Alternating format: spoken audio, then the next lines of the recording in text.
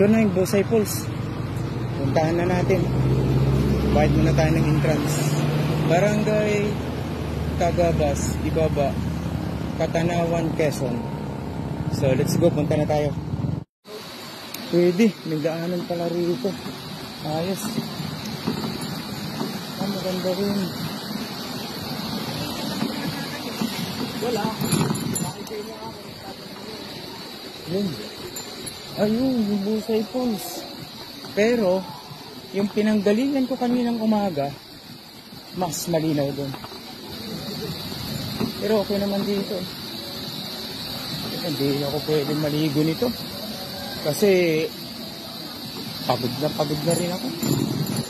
Grabe pagod ko rito sa Japanese bike.